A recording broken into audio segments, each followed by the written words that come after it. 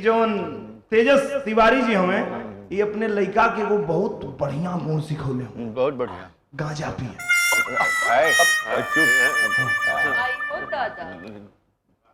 ये अपने लड़का के गांजा पिए सिखौले हूँ। गांजा कैसे पिए सिखैले हुए? जब अपने लड़का के भेजा ना कि बेटा जो गांजा लिया तो कहीं हम ना जाइए, कहना जी बस हाले तो के ना पिए के दे लिया हुआ तो एक फूंक तू पिया एक फूंक हम पिया। और इनकर लड़का गांजा लिया के पियल तक गांजवा पियले में बुराई ना बा, वो पी के दिमागवा से तनी हल्लुक हो गल। और इनकर लड़का गांजा पिए सीख लेला तो ओकरे बारे में हम बतावत हैं, तनी ध्यान से सुना लो। चला भैया। ठगुआ रहे बुद्धि कहीन गांजा पियले के सौखी, 19 वर्ष उमरिया पढ़ता कक्षा 4।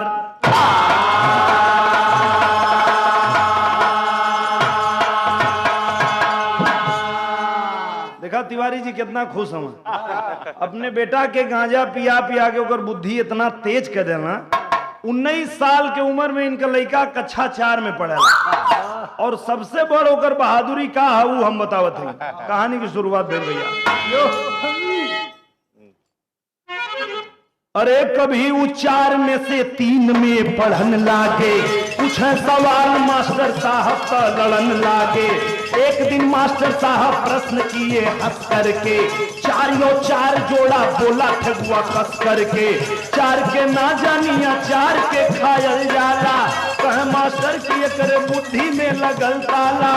कहे मास्टर की 4 जब जोड़ल जाई, कहे मास्टर की 4 जब जोड़ल जाई, कहे मास्टर की 4 जब जोड़ल जाई, कहे ठगुआ की तो के डहरी में तोड़ल जाई।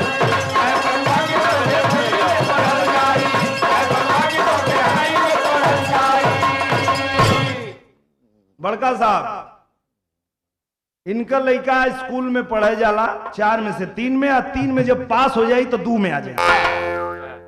बिजली जब 2 में पास होला तो 1 में पास होला तो गदहिया गोल में चल जाता।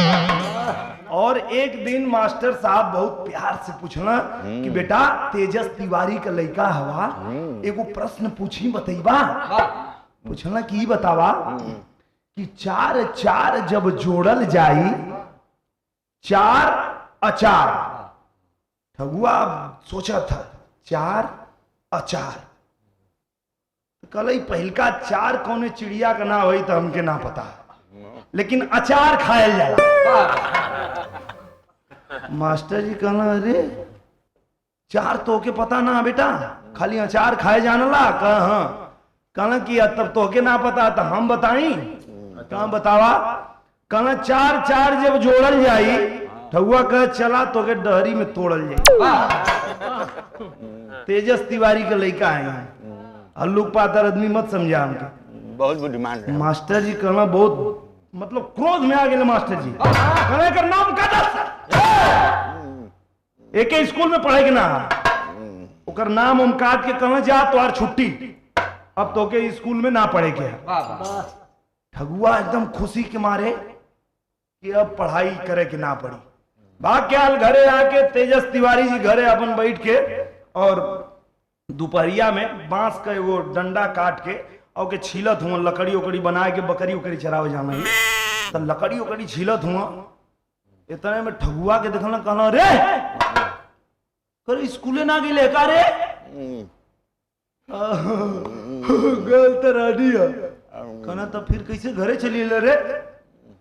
कहा बताई ना बाबू स्कूल से हमके छांट दिया गया। छांट दिया गया मतलब कब हम एमए क्यों हमके पढ़ावे लायक ना, अब हम सब पढ़ाई पास कर लेंगे। एकदम खुश हो गए ना तिवारी जी खुश भइल ना तो का सोचत हुआ कि अरे ठगुआ का बाबू हर साए हो, तेजस तिवारी हर साए हो, कोई ठगुआ का शादी तेजस तिवारी हर साए हो, कोई ठगुआ का शादी।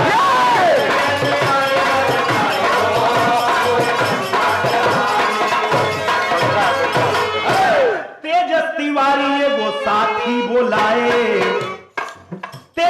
तिवारी एगो साथी बोलाए, कोनो बिरादर चढ़ौता बताए। तेजस तिवारी जी एक दोस्त के बोलो ना, कहना है भैया हमार लड़का कुल पढ़ाई पास कर लेगा, तो अगर 19 साल को हो गल बा, अगर कोनो हमार बिरादर चढ़ौता तो हमनी का एकर शादी कर देती है। तो ठगुआ का बाबू एक ठे साथी बोलाए, कोनो बिरादर चढ़ौता बताए। ठगुआ सुन कनवा लगाई हो, वही ठगुआ के शादी। ये अपने दोस्त के बुला के कहना भैया हमरे लड़का के बियाह करे, कोनो साथी चढ़ावा। ठगुआ वही केवाड़ी तक कान लगा के सुना था चढ़ावा, का चढ़ावा कहत हूँ। ठगुआ सोचला वो तो गांजा पी के खत्म, ओकर दिमाग चला था कि बाबू हमारे ऊपर कुछ चढ़ावा कहत हूँ। अरे दुए फूक पीले रहे, देख ले दू फूकी मरले रहने गांजा दू फूकू। वो आए के सीधा एकदम तिवारी जी के पैर पकड़ ले, कहला बाबू तो से निवेदन कैल चाहती। कहला हाँ बेटा बोल, गांजा चाहिए? कहला ना गांजा ना चाहिए, एगो निवेदन ही है बा। टेरी में कवि जी भाव लिखत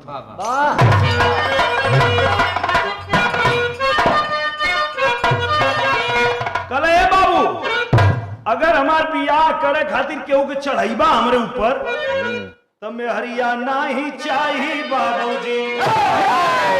अरे मेहरिया नहीं चाहिए बाबूजी, सरवा चढ़ गई तो टूट जाई पजरिया। मेहरिया नहीं चाहिए बाबूजी, सरवा चढ़ गई तो टूट जाई पजरिया।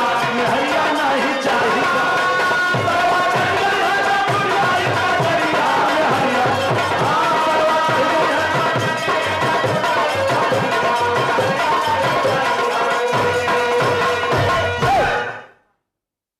ठगुआ आके हाथ जोड़ के इनका पैर पकड़ ले, कहला बाबू तू हमारे ऊपर चढ़ावा कतवा, सारा चढ़ियों को हमार पजरी टूट जी, हमके मेहरारू ना चाहिए, हमके क्षमा कर दा, हम ऐसे ही गांजा वाजा पी के बकरी चराई, हमके बियाह ना करेंगे। तिवारी जी कहना पागल हुए का रे, क्यों चढ़ी ओढ़ी ना रे करा, तोर बियाह होई दुलही आई, तो बुलबुल मती बुलबुल मती दुलही आई। अब तो सुन ला ठगुआ कहला अच्छा दुलही आई क्यों चढ़ी ना? कहला नहीं। कहला कि तब तैयार हो बेटा? कहाँ इनका लड़का तैयार हो गल बियाह करे खातिर के। तो कवि जी भाव लिखत हूँ का, किसी तरह तैयार भयल सरसेहरा याद सुहाला, डोली अंदर बैठ के ठगुआ ससुरारी में जाला। रास्ते में बुढ़वा कहां से बोला थकल जनाला हो, हम ढोईला डोली तनी तू बैठ के सुताला हो। कैसो कैसो इनका लड़का तैयार हो गल बियाह करे खातिर। हमन जे गैली जा बारात में, चला भाई बारात करे चले के तिवारी जी के बेटा का बियाह। आ ठगुआ एकदम तैयार होके बैठ गल साहब, डोली में बैठ गल। 4 गो कहां डोली लेके आगे आगे चलत हुआ। ठगुआ में बैठल बैठल बैठल बैठल बैठल एक जगह तनी जब थक गई ना कहार डोली ढोवत ढोवत, तो एक जगह डोली रख के आ कहार कुल कहना ए भैया तनी दूधू फूक गांजा मार ले जा फिर चल। अब जोने समय उकुल अपन धराए के मारल चालू कई ना कुल। ठगुआ हुई डोली में से वो हार हटा के ताकत, अरे साला ये धुआं के हर से आवत अरे। हाँ उतरल कला तनी हमरो के उकुल कहना है भाई पिटवाई का हमनी के ना बैठवा चुपचाप, दुल्हा बना लो खाजा पीबा मर्दे बैठो चुपचाप डोली में बैठो। कहला देबा सो कि ना? हाँ देबा की बताई? कहना कुल दे दे यार, का झूठ मूठ के झमेला कर दे दे। अच्छा वो जब 2 फूंक गांजा पी लेलस तो ओकरे बाद कहला जौन कहार उमे एगो बूढ़ा कहार रहे, बूढ़ बेचारा गांव में ढोए वाला लोग बूढ़ कहार रहे। तो कहला कि बुढ़ऊ दादा तू बहुत थक गलवा, डोली में तू बैठा, डोलिया अब हम ढोई। डोली पकड़ के उठा बैठा। बुढ़ऊ कहला कि पिटवाई, पक्का पिटवाई। 500 रुपया आज मिले वाली है, वो ना मिली, मार के हाथ गोर तोड़ दिया सो। बतावा डोली अगर दुल्हा ढोई तो ढोवे वाला लोग तो पिटाई जाई ना। गलत है अरे बात का भइल कि डोली में कहना कुल बैठ यार, तू तो पिटवा देवे हमन के। कहला ठीक है चला बैठ जाती। डोली में बैठ गल और जब ससुराल पहुंचल तो का भयल, अरे पहुंचल ससुराल, पहुंचल ससुराल, गाँव सखी सब बारी। पहुंचल ससुराल, पहुंचल ससुराल, गाँव सखी सब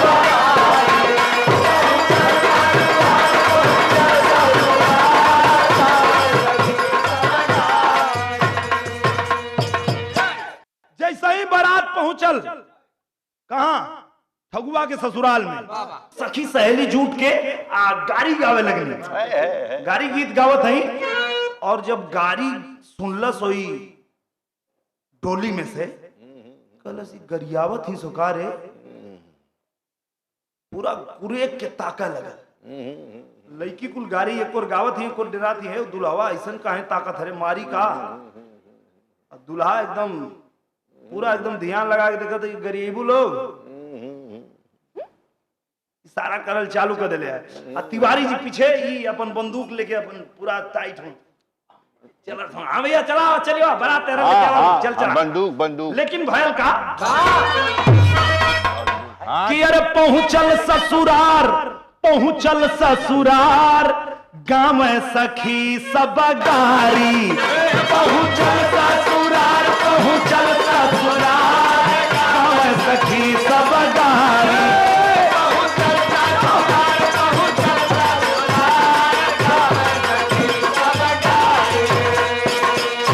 रुपया मिलल तब हंसल बा गंवरवा, कपड़ा पसात जी घुमवली मुसरवा। कपड़ा पसात जी घुमवली मुसरवा।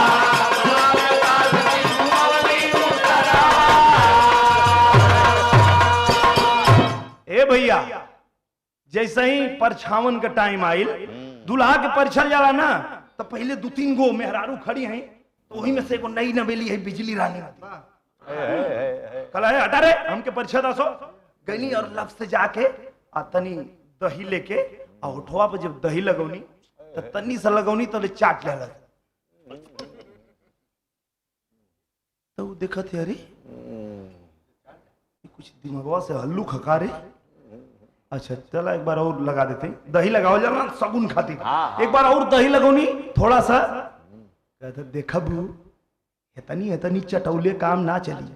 फट फट छीन लेला, फलिया छीट के पूरा इकट्ठे मुंह लगा देला, खींचल चालू कर देला, दही भूखो लागल रहे पियल चालू कर देला। तोले वही में कुल कहनी है भाई तो कुछ लगा था कि गड़बड़ है दिमाग से। पूरा हल्ला मच गल गांव में। अरे आज जो दुल्हवा आले तो दही छीन के चाटत हरे, अगर दिमाग कुछ गड़बड़ लगा था। तोले सास जी नहीं, सास लोग आवनी ना और मूसर से परिचय ली, तो मूसर लेके ठगू का सास है नी एक तरह अपन आचर में तनी चाउर और लेके अब मूसर लेके आई पर ठोक के जैसे ओकरे कपार पर जब घुमाओ कन कर फोड़ देबू का, तो का फोड़ देबू का, फोड़ देबू तो का कहा था कि कपड़ा पे मुसरा घुमाए, बतावा कपड़ा फोड़ दे बुका हो। कहले अरे ए बचवा हाँ कपड़ा फोड़ब ना, ई परछल जाला ना, परछक नियम है। कह तुम्हार नियम हम भुलवा दे महाराज की जानत ना हो। अरे ओकर पहला दफा बियाह होत रहे, यही से ओकर नाम पता रहे। तो आर का दफा भला ओकरा हम का कहीं ना है तिवारी जी, तू कगो बियाह के लेवा। अब हम का कहीं हम कह देब तो हमार जौनो बिया बुढ़िया भाग जाई। हम ज्यादा मत बतावा। तो कलश के है कुल परछा और वाला काम मत करा, अने हमारे कपार में घाव लगी तो मार के फोड़ दे कुल जानी के। कुल डरा आगे निकलनी है जायदा भैया। वही में 1-2 लड़की कनी है, लगा था कि मजाक करत हूँ, मजाक करत हूँ। एक ठौरी कलम मजाक करत था कि घचा खरे, तो दिमागवा से हल्लुक लगा था। कनी छोड़ा जायदा अब जोन भयल तोन भयल। एक काम करा कि जल्दी से बियाह बैठावा, बियाह फट से हो जाओ, काम कुल खत्म हो को। तो आगे भयल का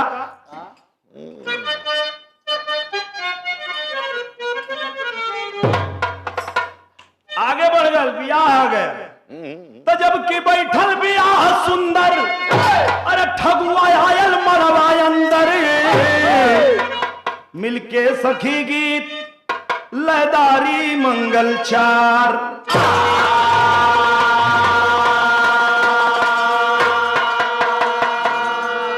एकदम जाए के बारात चल के बैठ गए मंडप में पंडित जी मंत्रोच्चार करत हुआ पंडित जी अपन मंत्र पढ़त हुआ आ बियाह का पूरा तैयारी भइले तो ले जो नौनिया है बगले से कुल पंडित जी के कारनामा देखत है पंडित जी के एक लोटा घी लिया के दियाल है होम करे खातिर पूजा पाठ करे खातिर तो पंडित जी 2 गो आम के पल्लों से घी थोड़ा डाल के और लोटा के घी थोड़ा है लिया के ऐसे दबा लें मंत्र अपन पढ़त हूँ ओम गजानन भूत गणाधिपति विदम कपित जमराजा भक्षम वासुम बाद नौनिया देखल कह रही तो घिहुआ चोरा ले तो खड़ा कर दे पंडितम घितम चोरंतम पंडितम घितम चोरंतम पंडितम घितम चोरंतम पंडितम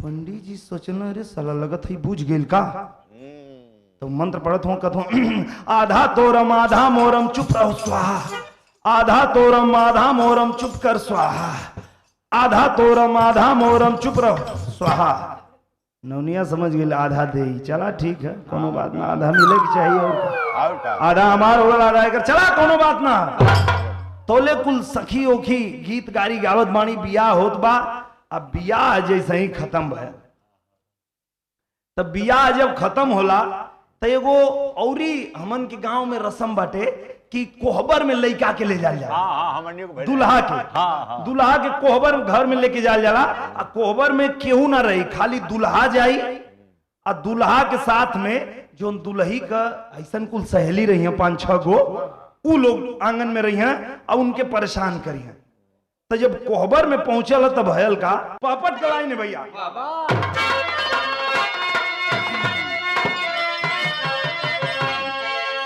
अरे बीतल बियाह तब आगे का तैयारी पहुंचल कोहबर में अरे बीतल बियाह तब आगे का तैयारी पहुंचल कोहबर में अब मंगल गांव में सखी गीत लयदारी पहुंचल कोहबर में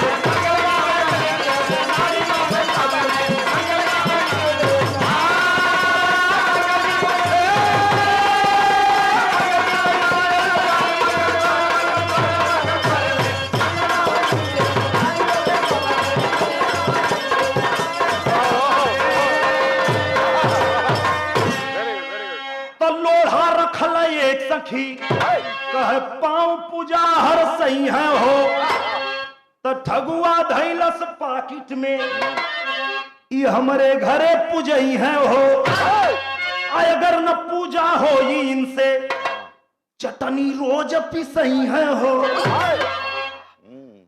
कौनी सोचा तो छूकी पिन्हलाए छूकी कटलाए एक सखी सैहारी पहुंचल कोहबर में सोचे ठगुआ हाल गईल चुटारी पहुंचल कोहबर में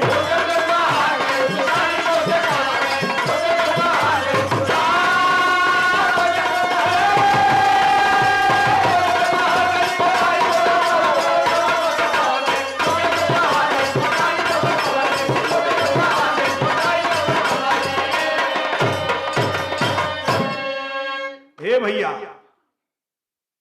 सखी कुल मजाक करत हई जैसन की कोहबर में मजाक होला एगो सखी ले आइल एगो लोढ़ा रखल कल है सुना तू सजमा से बहुत मजाक करत हुआ कबो दही चाट लेत हुआ तो कबो वहां परेशान कर देत हुआ सबके हई लोढ़ा हुआ तोहार देवता हुआ तोहार पुरखा पुरनिया हुआ इनका पैर छुआ इनका पूजा करा बोला अच्छा सिखावत हुआ हमके उठा के पॉकेट में रख लेगा कहला एकर पूजा हमारे घरे हो और अगर पूजा ना हो तो ऐसे चटनी रोज पिसल जाए कहली कुल जोन दुल्हिया का सहेली रहली सो वही में एक ठे पाखी चिड़ैया मतीन रहा तब पाखी चिड़ैया मतीन जोन एगो सहेली ओकर रहे दुल्ही का कहला ई बहुत तेज बनत रे लगत है कर दवाई करे के पड़ी तो देखा जिसे पाखी का नौ देखा एकदम तलवार मतीन है एकदम बढ़ौले रहे बड़का बड़का ना कल मानी ना बहुत तेज बनत है बस धीरे से हुआ नाखून लगा के भिड़ा दे। अरे बाप रे और जब एक लगल है तो पहले उठ के खड़ा भा, सोचा था कि साला परसों जो आम पर चढ़ल रहनी, लगा था कि वह आम पर चुटारी यही में हिल रहे। अगर एक निकालब ना तो पूरा रात भर काटी, तो कहे नहीं कि निकाल देंगे। कल है सुना लोग तनी बहरे जाता, तो लड़किया कुल कहीं बहरे जा, कहे बहरे जा जाओ, काम काज नहीं चला, तनी बहरे बहरे निकला लोग जा, निकला जा लोग बहरे ला। कहीं सो देखा जैसे वो कहती ना चिड़ई पाखी ना जाई, वैसे ही मन बड़ू टाइप के रखा ना जाइबो ना जल जाए, ना जी लोग तो महंग पड़ जाई, का करबा ना जल जीता कम आई कुल निकाल के झारब। ये मैन कुछ घुस गला हमके काटी, हम कुल झारब निकला लोग। लड़की कुल कहे ना निकल जाई हो, बहुत तेज बना था, ना निकल जाई, तो मत निकला लो। पहले कुर्ता निकलस, कुर्ता निकाल के झरलस, मैं ना हाथ बढ़ौला यार पैजामा खोले खातिर। लड़की उनको ने तो दिमाग खराब है, ई का करत हुआ। तो हम तो कहता नहीं जा लोग बहरे तनी, हम कुछ चिउटी घुस गेलो के निकाले के जातो हम लोग। कहीं सो तू बहुत बदमाशी कर दवा, ऐसा ना करना मन लोग तो जा। अब कैलस का अरे रात भर काटी बुजरी, सोच ध्यान लगाई हो, अब कुर्ता धोती गंजी जहिया कुल देहलया लगाई हो। जितनी कुर्ता धोती गंजी जंगिया पहनले रहे कुल निकाल के फेंक दे। हाँ अब लड़की कुल जब जवन बैठल नहीं घर में, दुल्ही का सहेली लोग जब देखनी कहाँ भूत का गरबा भूत, घर में भूत कैसे आ गए भाई? तो जो दुल्ही का भैया रहने का ना, इससे कैसे भूत आ गए? चलो देखा थे। अब वो घर में अपन दरवाजा खोल के देखना तो कहना सही का भूत आ रहे खड़ा बोल दुल्ही के भाई देर आ गल के रे, ई बिना कपड़ा उपड़ा के घरवा में ही के खड़ा, और ओइ में से खोजत क्या रे काटत है कटबी। एक दू जने भाग के गइल तिवारी जी के, ए तिवारी जी कहना वो देखत हुआ घरवा में तोहर लइका नौटंकी के लिए कुल कपड़ा उपड़ा उतार देले है। कहना अच्छा, तो तिवारी जी जब गइला त आल्हा में कवि जी भाव लिखत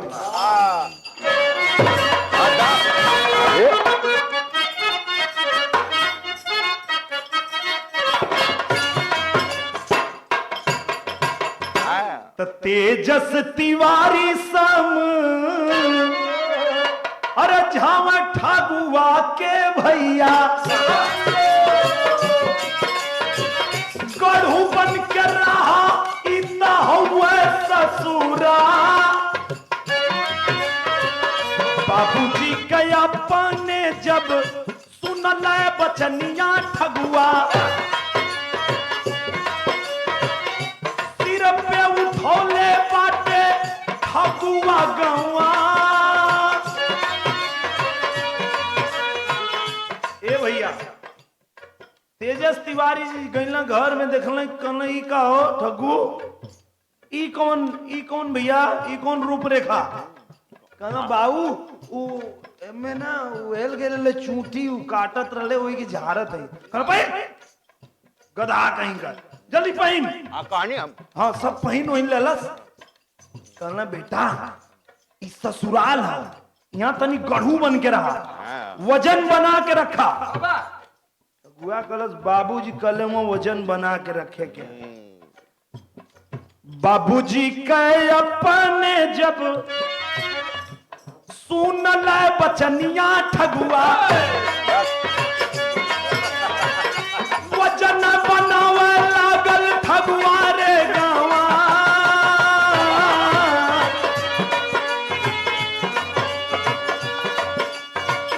सिर पे उठाए ले हले छोट की वो खरिया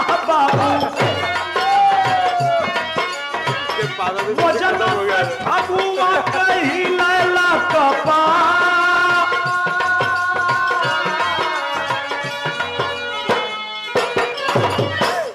बाबूजी कहना मतलब तेजस तिवारी जी कहना है बेटा वजन बना के रहा ससुराल है कहला वजन बनावे क्या तो पहले न बतावे चाहिए तो घर में जो वो खरी होला ना पत्थर का जो में धान डाल के कूटल जाला मूसर से पत्थर का हुआ वो खरी अपन एकदम जोर लगा के कपार पे उठा लेला पत्थर को खरी का तो अब वजन बना रहा वजन लेके चला था आदमी कुल देखत में भैया इस सर्व पत्थर का वो खरी कपड़ा अब कहा ले आवत है एक दूसरे ने पूछना ये का कहा वजन बनोगे ससुराल बाबूजी कनो वजन बनावे के फिर अइला तेजस जी कहना की करे पगला गेले का ससुराल है वजन बनौले का मतलब ये है कि यहाँ तनी अदब से रहा तनी सिर झुका के और सबके साथे प्यार से पेश आवा ऐसे सिर झुका के चला तब बाबूजी कहे अपने जब सुनल बचनिया ठगुआ सिरावा झुका के चलल ठगुआ रे गावा निकलल वो सरावा में रहल एगो खुनिया बाबू वही में लड़ा के देहल कपार के फाम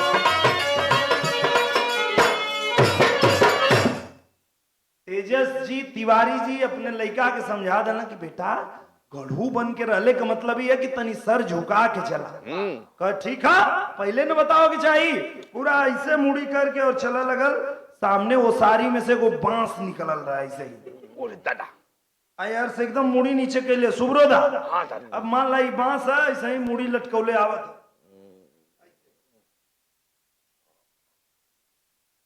अब जाए को में मरलत खाच से ऐ में घुस गल जब घुसल है तो पूरा खून उन निकले लगल आदमी कुल समझो ना इनका पट्टी उट्टी बनाई कहना ये भैया आई जितना देर यहाँ रही उतने मामला गड़बड़ाई एक काम करा जल्दी लड़की का विदाई करवावा अब विदाई करा के लेके चला तो डोली में विदाई करा के अब वापस लेके चल जाना लोग घरे अब घरे जब चले के बाद तब ठगुआ अड़गल का है वो हरिया से हम हरिया से डोलिया में कौन बैठल है रे अरे समझावो लो कि बेटा उधर से दूल्हा बैठ के आवेला और इधर से डोली में दुल्ही बैठ के जाएगा करना हमें ही में वाले चढ़ के हमें ही में चढ़ के जाए सब समझाओ था कि नहीं तू तिवारी जी के साइकिल पर बैठ जा साइकिल पर पीछे बैठ के चला बेटा और इधर से दुल्ही के बैठ के जाएगा दोनों लोग का जब बियाह हुई तो दोनों लोग देखो लोग डोली में बैठल जाला ना दुल्हा जब बैठ के आई तो वो फिर जाई अपन गाड़ी उड़ी से जाई और डोली में फिर दुल्ही बैठ के जाले तो ठगुआ मार के लगा ना हमें में बैठक जिद्दी मानुष हाँ तो बल्कि तिवारी जी का बेटा है वो मानी ना एक और डोली मंगवा हो डोली में बैठा के ले चला डोली में बैठा के लिए न हलो और जब पहुंचल अपने गांव में तो लिखत हूं कवि जी की अरे धीरे धीरे आई बासु भाग वाली रतिया रे बाबू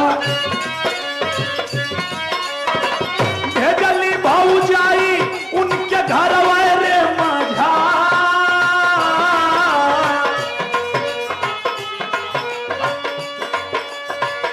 बोलत दुल्ही एक थे चुम्मा दे देहली बाबू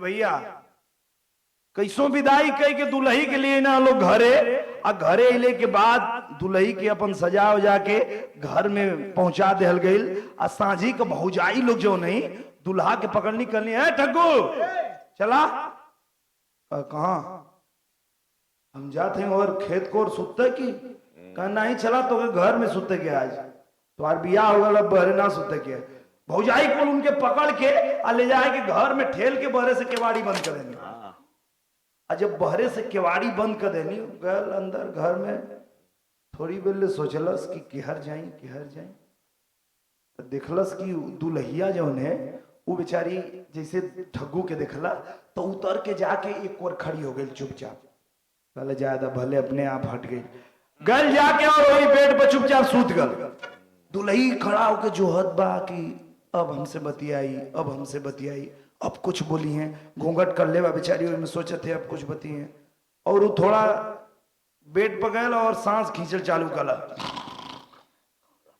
दुल्ही कहले कि बन गया ये तो सूत गल बहुत सीधा रहे, एक जगावे की पड़ी। बहुत सीधा लगी। दुल्ही गई और कहले ए जी सुनी उठी सुनी उठी सोचना कि हो सकला कि ऐसे न उठे वो दुल्हिया जाके धीरे से ही गलवा पे वो पप्पी दे देलक। सुब्रोदा जैसे पप्पी देहलस उठ के खड़ा हो गया हमार मुंह उठा दे हम बहुत मार दे मां। तो कलश के अरे हम मुंह ना उठनी हम तो आपकी किस देनी पप्पी देनी है। अच्छा दोबारा ऐसा काम मत करिए नहीं तो हमसे बुरा क्यों ना हुई। चुपचाप लेटल दुल्ही सोचला कि मजाक करत हुआ धीरे धीरे 12 बजे 1 बजे 2 बज गई रात ये कुछ बोलत बतियावत है ना। कलश दुल्ही की हो ऐसे ना मानी तो कैलस का कि छतिया पे हाथ धइले टांग पे टंगरिया रे बाबा कूदी करके ठगुआ भयल बफरा।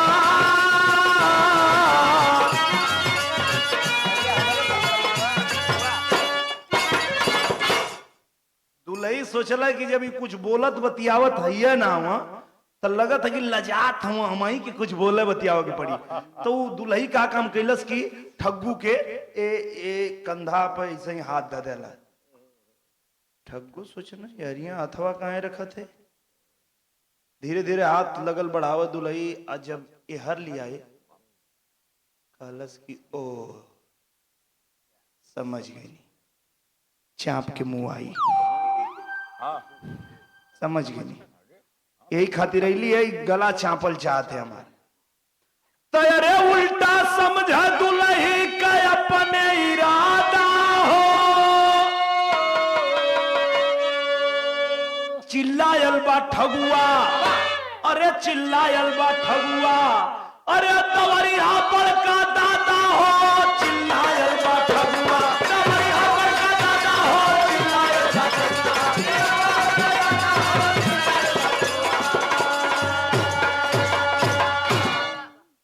जैसे ही गला को और हाथ दुल्ही बढ़ौलक समझ गल की तो मुआई लगत है मुआई गला को और हाथ बढ़ाओ तो मतलब चाप के मुआवा के कर विचार है एकदम तुरंत कूद के खटिया पर से नीचे आ गए केवाड़ी वाड़ी खोले बाबू यो अपन दो फूंक मार के और लेटर कहा ए काका कहाँ हुआ कहना कि अरे तो हमके मुआवल चाहते हमारे गलवा टीपा के फेर में पड़ल है पूरा हमके दबावत है वही खटिया में। तेजस चचा कहना कि हाँ तई लइका जवन भा के कैसे हम समझाएं कि का ई बाकुल खेला रे भैया। कहना चला ठीक है ऐसे ही ना मानी कहना तनी करे दोस्त यार के बोलावा तब बाबू समझावे आए ठगुआ तैयार हो आ समझावे बुझावे तब हसलबा ठट्ठा मार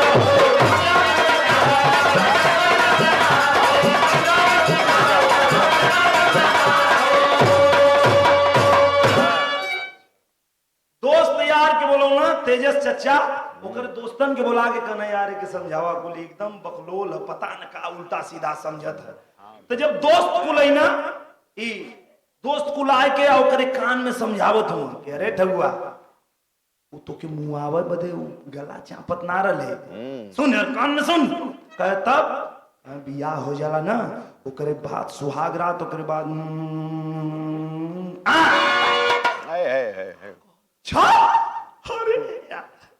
तब पहले कानों में तो लाया अरे तो समझावा बुझावा तब हंसला ठट्ठा मारो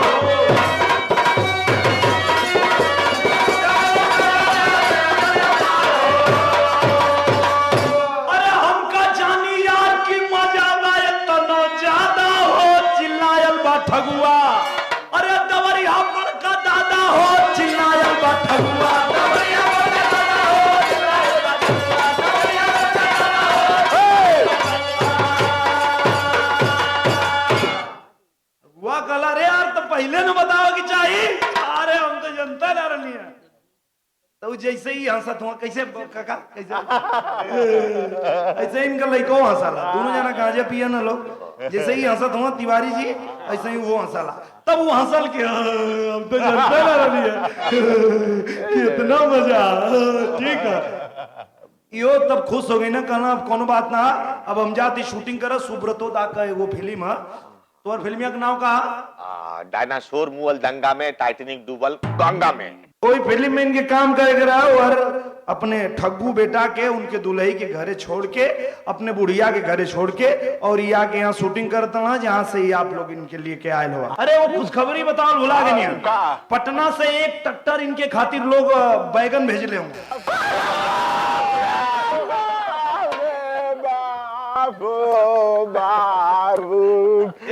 अरे हाँ बैगन भुर्जी बना के खा, बैगन का गले वो सब जो बनेला चौप चोखा बना के खा, कहाँ इतना घबराता रहा? हमरा किडनी में बहुत दर्द बा। किडनी नहीं है, इधर है किडनी। बताओ यार कहाँ किडनी है?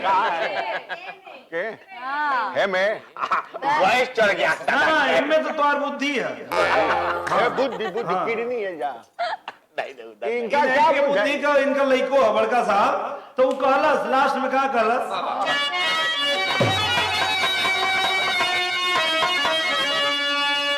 कि अरे हम का जानी यार की मजा बाय तना ज्यादा हो, चिल्लायल बा ठगुआ, अरे दवरिया बड़का दादा हो चिल्लायल बा ठगुआ, दवरिया बड़का दादा हो चिल्लायल बा ठगुआ, दवरिया बड़का दादा हो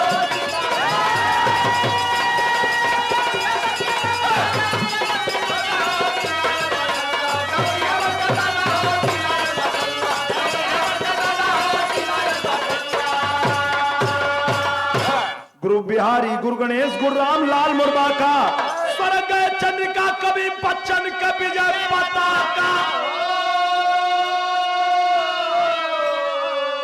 अरे मैं हरियाणा ही चाहिए बाबूजी, अरे मैं हरियाणा ही चाहिए बाबूजी, दिनेश प्यारे लाल के टरवा में बखरिया में हरियाणा चाहिए बाबूजी।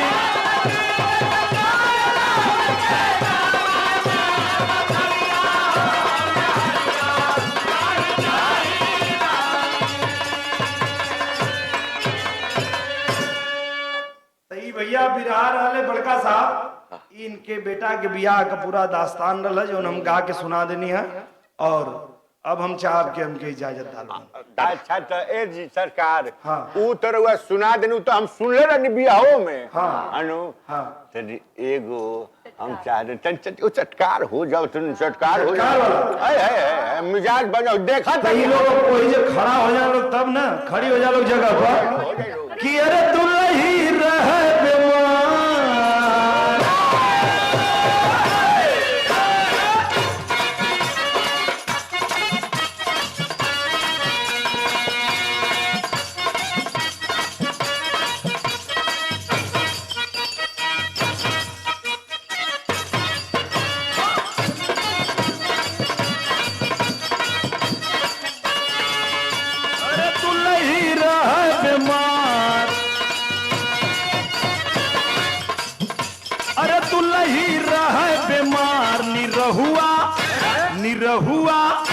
निरहुआ सटल रहे,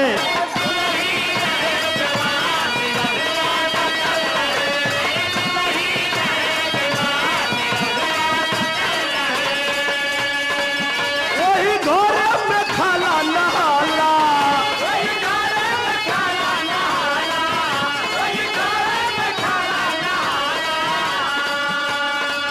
नहीं केहू से तनिको लजाला, नहीं केहू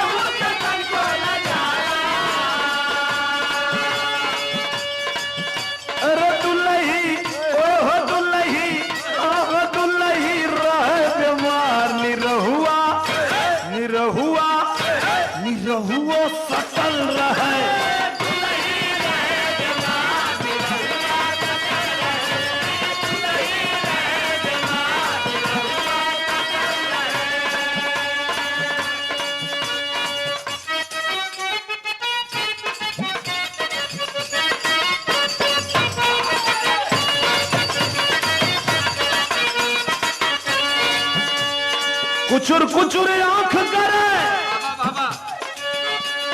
कुचुर कुचुर आंख करे, पार भयल झौआ बलम होले होता न, बलम होले होता तेल गमकौआ, बलम होले होता तेल गमकौआ।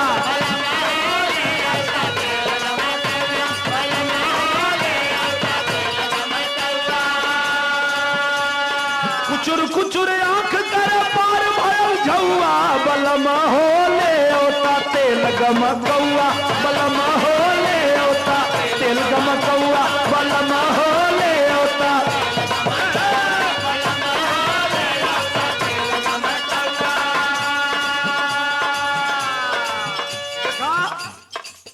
एगो लड़की दूसरे लड़की के दुल्हा का बड़ाई करत है, कैसे? मरद तिल सरी का घरे बयाइल,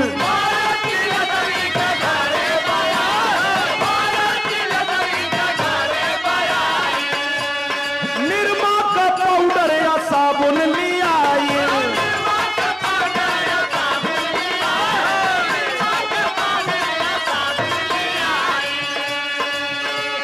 नरियल का तलवा जमल जैसे घिउआ बलम होले होता तेल गमकौआ, बलम होले होता तेल गमकौआ, बलम होले होता तेल गमकौआ, बलम होले होता तेल गमकौआ, बलम होले होता।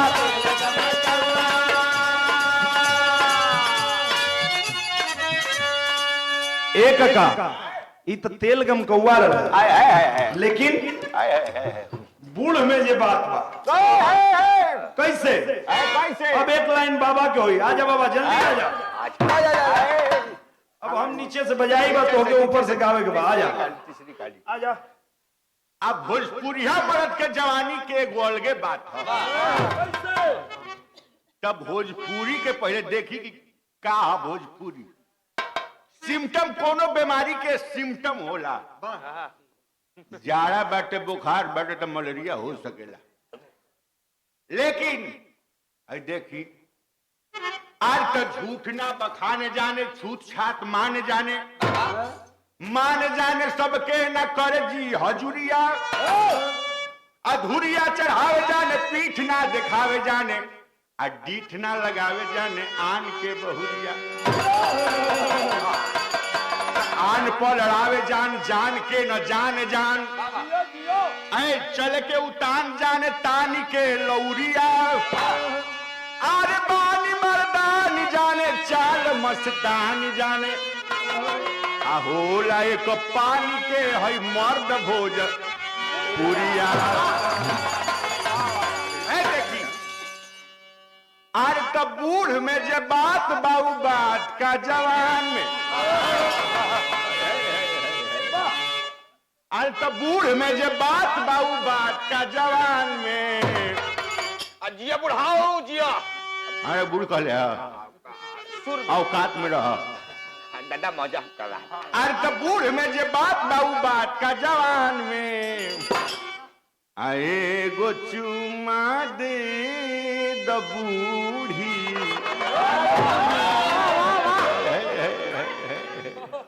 कौन कहता है कि बूढ़े इश्क नहीं करते? हाँ काल से भड़क यह तो मत।